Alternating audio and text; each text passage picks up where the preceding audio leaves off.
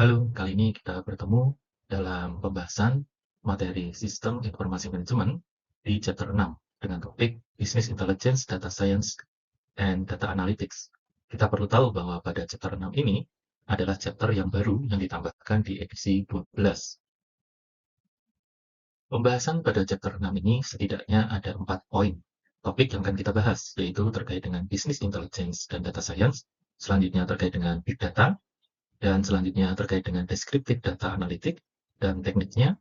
Nah, selanjutnya yang terakhir adalah prediktif dan preskriptif data analitik.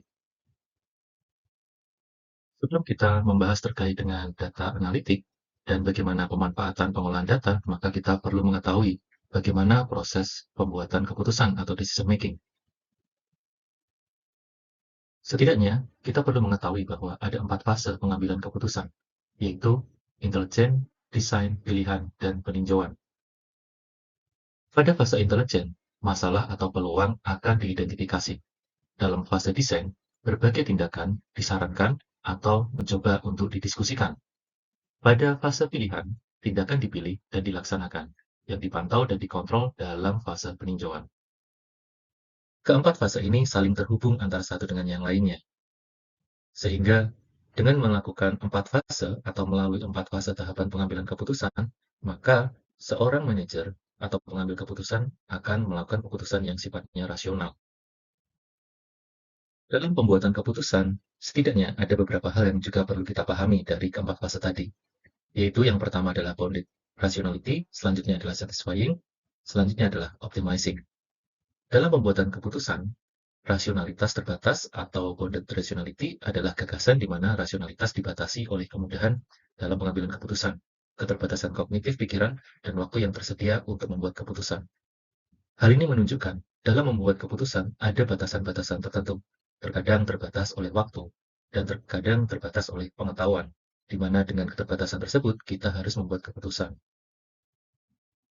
Berikutnya adalah satisfying atau memuaskan.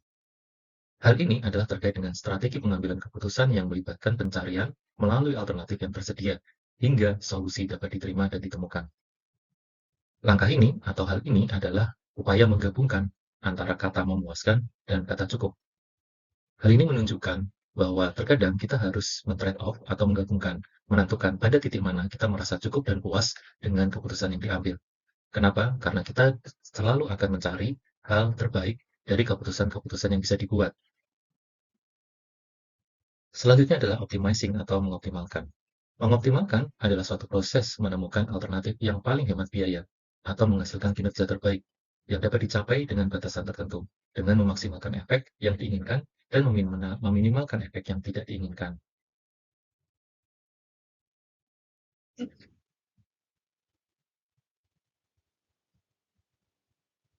Pada tahapan atau proses optimizing inilah, organisasi atau pengambil keputusan berusaha keras untuk menemukan alternatif yang terbaik yang bisa dipilih, dengan manfaat yang maksimal dan risiko yang minimal. Salah satu yang perlu diperhatikan dalam pembuatan keputusan adalah kita perlu menggunakan data untuk membuat keputusan. Oleh karena itu, kita perlu melakukan yang namanya analisa data atau data analitik yang akhirnya akan mendukung keputusan yang nantinya akan kita buat. Setidaknya ada 3 analisa data yang dihasilkan. Yang pertama adalah deskriptif, selanjutnya prediktif, dan selanjutnya yang terakhir ada preskriptif. Analisis data deskriptif memuat ringkasan data historis untuk menghasilkan informasi yang berguna dan mungkin menyiapkan data untuk analisis yang lebih canggih atau lebih advance sifatnya. Analisis data prediktif adalah suatu proses penggunaan metode dan teknik analisis data untuk memodelkan data dan membuat prediksi tentang peristiwa yang tidak diketahui dari data. Selanjutnya, analisis data preskriptif ditujukan untuk menemukan tindakan terbaik yang dapat dilakukan di antara berbagai pilihan berdasarkan parameter yang sudah diketahui. Gambar ini akan memperjelas bagaimana hubungan antara analisa deskriptif, prediktif, dan preskriptif. Analisa deskriptif dapat juga disebut analisa dasar. Analisa ini dilakukan untuk menjawab apa yang sedang terjadi di dalam organisasi atau untuk mengetahui apa yang sedang terjadi. Untuk melakukan analisa ini, kita dapat menggunakan yang namanya data mining dan data aggregation. Pada tingkat selanjutnya adalah analisa prediktif. Pada tahapan ini, kita akan menjawab pertanyaan yang dasar, yaitu apa yang akan terjadi di masa depan. Untuk menjawab pertanyaan tersebut, kita dapat menggunakan metode statistik, text mining, dan forecast. Analisa yang lebih tinggi lagi adalah preskriptif. Pada tahapan ini, kita akan menjawab apa yang sebaiknya kita lakukan untuk menghasilkan hasil yang terbaik di masa depan. Maka analisa ini dapat dilakukan dengan cara optimizing, simulasi, dan machine learning. Dalam analisa data, ada dua poin besar atau dua pendekatan yang perlu kita pahami, yaitu terkait dengan istilah business intelligence atau biasa kita singkat dengan BI atau BI, dan selanjutnya adalah data science. Kecerdasan bisnis tradisional adalah analitik tingkat dasar, sedangkan analisa bertambah akan meningkatkan kemampuan bisnis intelijen. Bisnis intelijen atau BI sendiri melibatkan peninjauan dari analisis data historis untuk melaporkan status terkini dari suatu organisasi berdasarkan analisa data yang terstruktur. Hasil dari BI atau BI adalah untuk mendorong laba dengan mengelola inventaris dan aset lainnya serta melibatkan pelanggan dengan cara yang lebih cerdas. BI dapat memungkinkan deteksi dan keputusan cepat untuk memanfaatkan peluang, resiko, dan perubahan pasar. Penerapan BI dalam organisasi dapat meningkatkan fungsi SDM, mengarahkan pada respon bencana yang tepat oleh perusahaan asuransi, dan respon pertama. Selanjutnya, organisasi juga dapat mendapatkan manfaat, yaitu mengidentifikasi segmen pelanggan yang dapat menghasilkan laba yang lebih tinggi, dan meningkatkan tingkat keanggotaan dan kepuasan anggota. Selain bisnis intelijen atau BI, maka kita juga perlu memahami adanya analisa, yaitu ilmu data atau data science. Data science adalah bentuk analisis data yang lebih canggih. Data science atau ilmu data tidak hanya menjelaskan apa yang telah terjadi, tetapi juga memprediksi perilaku di masa depan dan menentukan tindakan untuk mengoptimalkan proses, serta dapat menangani data yang multistruktur.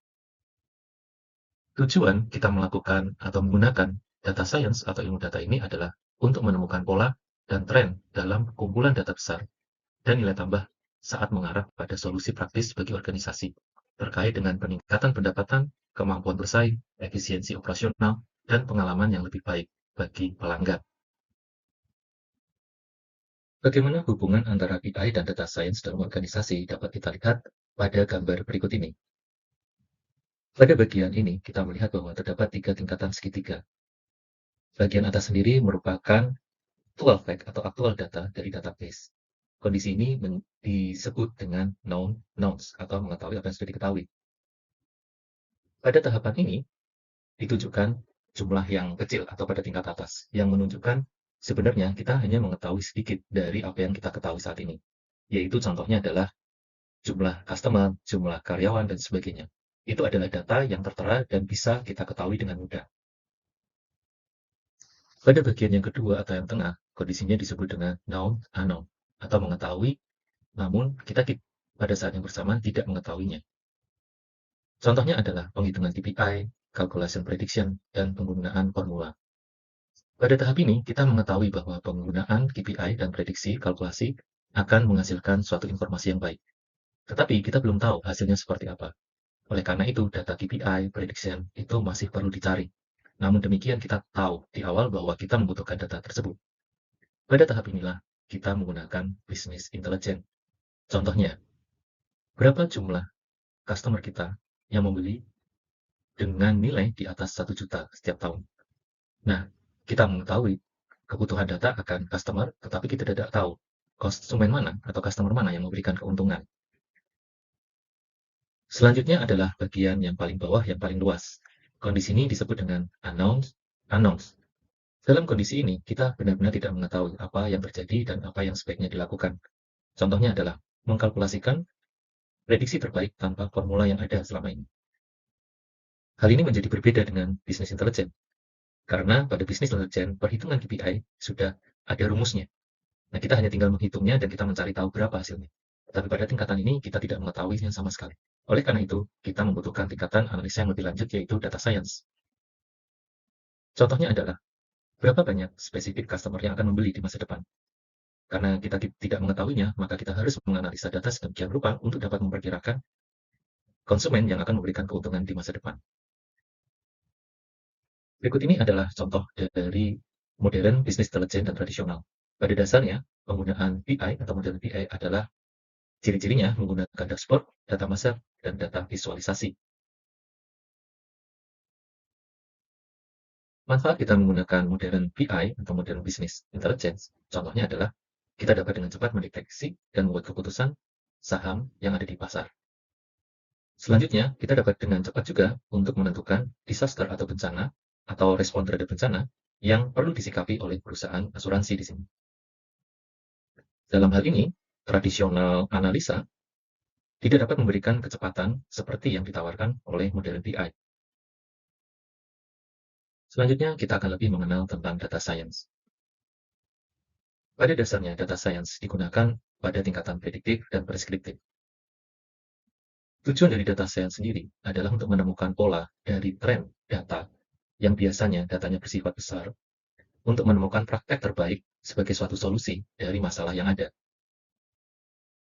Dalam hal ini, yang perlu kita perhatikan bahwa data science akan mengkomunikasikan atau akan membutuhkan critical thinking dan scientific methods untuk mengolah berbagai macam jenis data, sehingga kita dapat menemukan pola terbaik untuk menjadi solusi.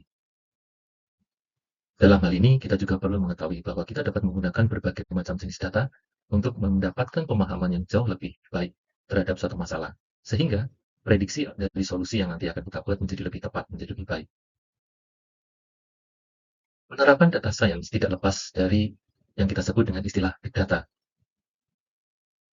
Big data sendiri merupakan istilah yang menunjukkan suatu set data atau suatu kelompok data atau suatu data yang jumlahnya besar dan sangat kompleks, baik dari bentuknya ataupun mungkin dari ukurannya juga, di mana hal ini tidak mudah dianalisa oleh pendekatan tradisional. Bila kumpulan data terlalu besar atau rumit untuk dianalisis menggunakan metode tradisional, maka kumpulan data tersebut dapat disebut juga dengan big data. Oleh karena itu, big data menjadi faktor utama yang mendorong analisa data pada tingkat lanjut.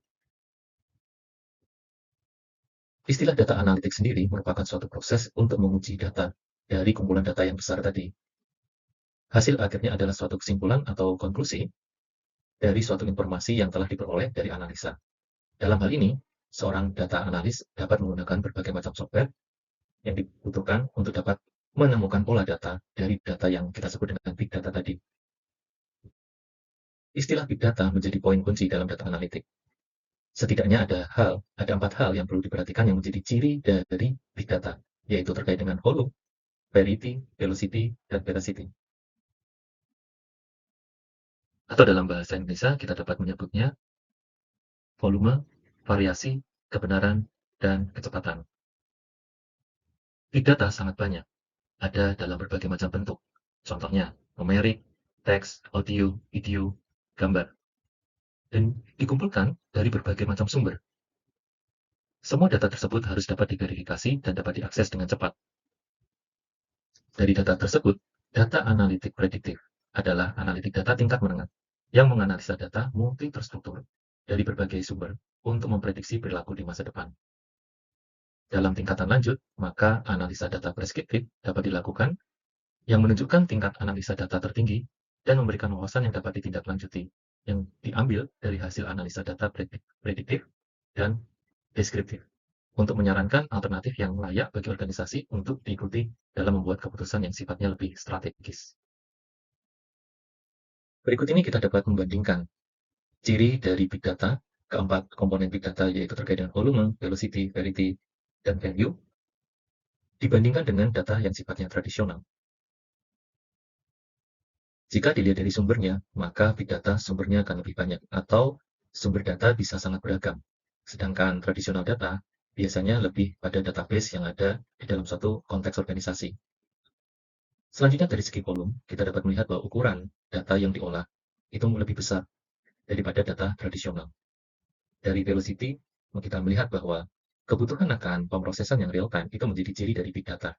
Sedangkan pada tradisional data, kita menggunakan pendekatan yang sifatnya batch. Pada variety, kita mendapatkan berbagai jenis data. Dalam big data, ada data yang sifatnya terstruktur, tidak terstruktur, dan multistruktur. Sedangkan pada tradisional, data yang cenderung digunakan adalah data yang sifatnya terstruktur dan tidak terstruktur. Dari segi value, maka kita dapat melihat value data akan jadi lebih kompleks dan advance. Sedangkan pada tradisional data analitik, maka data cenderung akan lebih digunakan untuk business intelligence dan reporting. Walaupun berbeda, poin yang diutamakan adalah bahwa tradisional data bukannya tidak digunakan, saat ini masih digunakan. Hanya jika kita menghadapi jenis data yang lebih kompleks seperti big data ini, maka kita membutuhkan pendekatan data science. Kita akan melihat kembali apa yang perlu dilakukan dalam olah data deskriptif data analitik. Berikut ini adalah tool yang dapat digunakan, yaitu data mining, data visualisasi, digital dashboard, dan Mazap. 4 analisis data deskriptif tersebut penting untuk dilakukan atau dapat dilakukan. Penambangan data atau data mining merupakan langkah pertama dalam analisis deskriptif dan melibatkan perangkat lunak yang menganalisis data dari berbagai perspektif, mengkategorikannya dan memperoleh korelasi atau pola dari data-data yang ada. Visualisasi data menyediakan representasi grafis dari data agar lebih mudah dipahami. Sedangkan dashboard digital menggunakan Mazap untuk menghadirkan beberapa visualisasi data dalam satu layar guna untuk menyediakan analis data yang lebih mendalam dan memberikan gambaran singkat tentang produktivitas bisnis secara real-time. Penambangan data membantu organisasi membuat keputusan yang lebih cepat, tepat, dan di mana diperlukan untuk menemukan wawasan yang tidak diketahui dari data dan membantu mengoptimisasi dan menyederhanakan proses bisnis. Dengan visualisasi data, manajer bisnis dapat membuat keputusan berdasarkan data dengan lebih cepat dan lebih percaya diri karena data lebih mudah untuk dipahami. Organisasi menggunakan visualisasi untuk memperbaiki proses, mengklarifikasi faktor-faktor yang mempengaruhi perilaku pelanggan, untuk meningkatkan pengalaman pelanggan, dan memprediksi penjualan berdasarkan lokasi, untuk meningkatkan manajemen inventaris juga. Dashboard digital menyatukan data untuk menciptakan visualisasi yang lebih kuat dan lebih informatif. Dan Mazap mengintegrasikan data dari berbagai sumber yang menambah kekuatan dari visualisasi data. Dengan alat-alat ini, organisasi dapat membuat strategi untuk mengurangi biaya, meningkatkan pendapatan, dan meningkatkan produk dan kinerja untuk terlibat secara kompetitif di pasar dan meningkatkan kepuasan pelanggan. Pada bagian terakhir dari bab ini, kita akan melihat tentang prediktif dan preskriptif data lebih detail.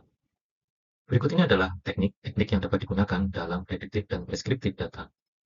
5 metode dan teknik utama yang dapat digunakan adalah text mining atau penambangan teks, lalu kemudian ada sentiment analysis, lalu kemudian ada geographic information system atau GIS, lalu ada linear regresi, dan cognitive computing.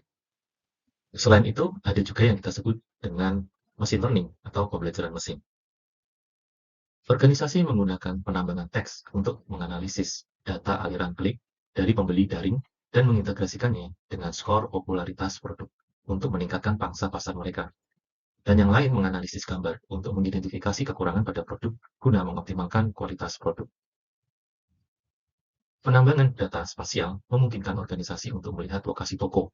Dalam hal ini, kita menggunakan Geographic Information System. Dengan kinerja yang tinggi, maka kita bisa melihat bahwa suatu lokasi menampilkan informasi kinerja tertentu, mempelajari bagaimana penjualan dipengaruhi oleh populasi, dan kedekatan dengan lokasi pesaing. Selanjutnya, dengan GIS, kita juga bisa mengidentifikasi jalan raya, transportasi umum, dan toko pesaing yang memiliki lokasi baru, serta memetakan lokasi keluhan untuk mengidentifikasi variabel lingkungan yang mungkin berkontribusi terhadapnya. Analisis data prediktif menggunakan dua jenis pemodelan, regresi untuk memprediksi perilaku di masa depan, yaitu regresi linear sederhana atau berganda, dan regresi deret waktu. Model regresi memberikan representasi grafis dari data untuk menunjukkan tren, laju perubahan, dan siklus yang memungkinkan organisasi untuk memperkirakan penjualan, merencanakan produksi, dan kampanye pemasaran, serta memperbaiki masalah untuk meningkatkan proses bisnis. Pengoptimalan dan pengambilan keputusan berbasis aturan digunakan untuk mengoptimalisasi berbagai trade-off yang harus dipertimbangkan oleh pengelola bisnis setiap hari. Dengan menjalankan model yang kompleks, mereka dapat menganalisis skenario untuk mempertimbangkan aturan dan kendala bisnis untuk menemukan tindakan terbaik. Kondisi ini atau istilah ini juga disebut dengan cognitive computing. Selanjutnya, pembelajaran mesin. Pembelajaran mesin menggunakan teknologi komputasi kognitif untuk mengidentifikasi gambar demi tujuan keamanan, mempersonalisasikan kampanye pemasaran, dan mengidentifikasi mengendalikan kendaraan secara otonom, dan mendeteksi perilaku yang tidak terduga. Menggabungkan pembelajaran mesin dan pengoptimalan merupakan cara yang sangat ampuh untuk menganalisis data guna memprediksi dan menentukan wawasan dari suatu tindakan. Demikian akhir dari chapter 6 ini. Dengan mempelajari chapter 6 ini, kita mendapatkan pemahaman bagaimana pengolahan atau analisa data, dan jenis-jenis analisa data yang diperlukan untuk tujuannya masing-masing. Setidaknya kita memahami ada 3, yaitu deskripsi, prediktif, dan preskriptif. Terima kasih dan sampai jumpa pada materi selanjutnya.